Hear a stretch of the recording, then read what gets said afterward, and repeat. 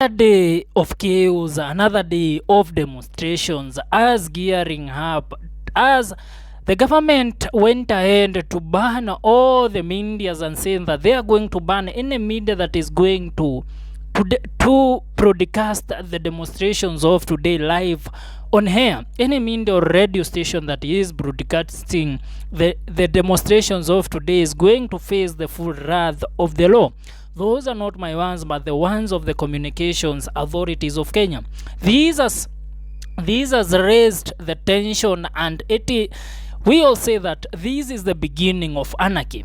These are the ones of the chief opposition, the opposition people, and the Sabaot Member of Parliament Amisi has come ahead to condemn the CAK's under to halt live protest coverage, calling it a direct attack on media freedom and public transparency. He warned that censoring real-time broadcast signals, creeping authorization, and erodes Kenya's hard-won democratic space.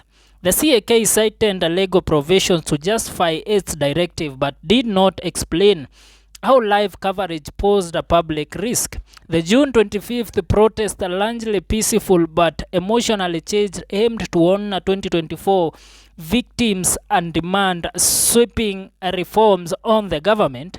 Sabaot Member of Parliament Amisi has criticized the government's directive to halt live media coverage of the ongoing June 25th protest. The outspoken lawmaker described the directive as a dangerous assault on press freedom on a show the rise of authorization. In a statement released Wednesday, Amisi slammed the Communications Authority of Kenya (CAK) for instructing TV and radio stations to cease broadcasting the protest in real time. He wondered that such censorship not only undermines constitutional freedom but also signals what he called the beginning of anarchy. Directing media houses to stop live coverage is the beginning of anarchy. If missiles from Iran to Israel are covered like live Sembuse expire and orange tear gas from Moi Avenue to Kenyatta Avenue, Amisi post. The MP underscored that the press freedom is guaranteed in the constitution, urging the authority to act within the law. Directing media houses to stop live coverage is the beginning of anarchy. If missiles from Iran to Israel are covered, what Sembuse these expired orange tear gas that you are throwing from Kenyatta Avenue to Moi Avenue? His comments came after the CAK issued a formal notice to all broadcasters ordering an immediate stop to live feed of the protest, which marks the one-year anniversary of the June 25th, 2024 demonstrations. Last year's protest, driven by opposition to the finance bill, ended in tragedy when dozens of young demonstrators were killed, sparking national outrage and international condemnations. This year's commemorative protest, coordinated by Youth Land Movement and civil society, have been peaceful in tone but tense on the ground. The demonstrations aim to honor those killed in 2024 while demanding broader reforms in police accountability, physical justice, and democratic governance. The CAK memo, signed by Director General David Mugonyi, cited Article 33(2) and Article 34(1) of the Constitution, along with Section 461 of the Kenyan Information and Communications Act of 1998 as the legal basis of halting coverage. The authority warned that failure to comply could result in sanctions, although it did not specify the nature of the penalties. As earlier reported, security in Nairobi was visibly tight, with key roads into the central business district, barracks, and heavy police deployment around Parliament and State House.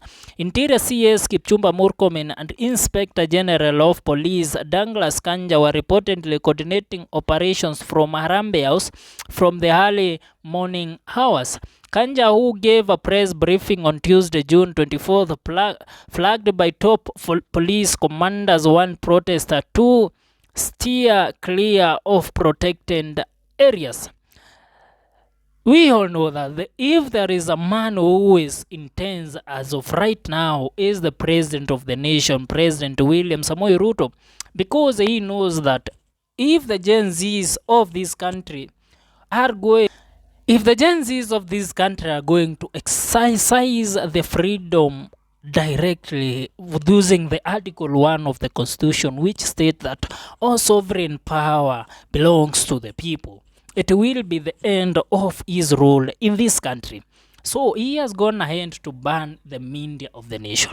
We all know that as of today, the president even is acting like there is nothing that is going on in this nation.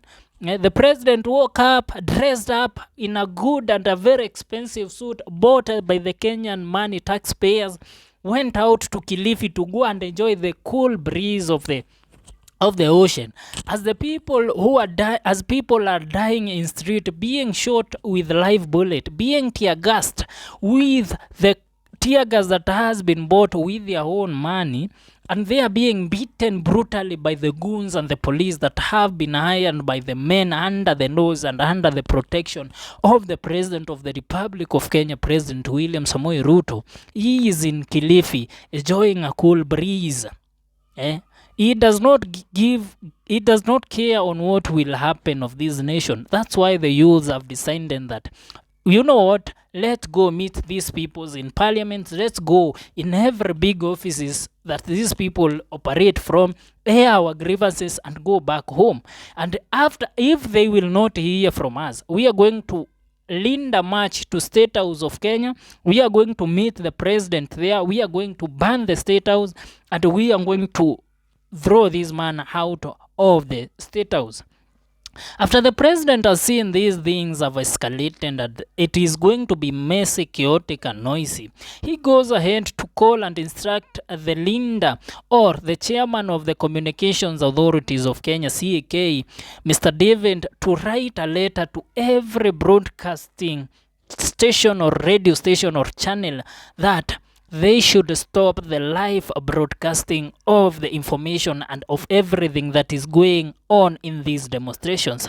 We all know that a government that does not believe, or a very bad government that does not believe in their rule to the people, and believes that they are pressing their people, the first thing that they fight with is the media. The fourth estate will suffer more in a government that it knows it's either illegally in power, or the government that knows that the people are not in trust with it.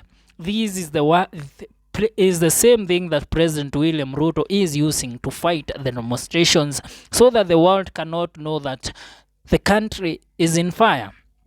And I know that President William Ruto is not going to win on this one, because the war that the Gen Zs of this country have started, it will be a big war. Watch and see. I would like to hear your comment on this. Do you have any comment? Is this really the beginning of anarchy, as Amisi saying? I would like to hear your views on this. Leave a comment on the comment section, like, share, and don't forget to subscribe to our YouTube channel. This is Janjala Mjini KE. Let's meet in our next video.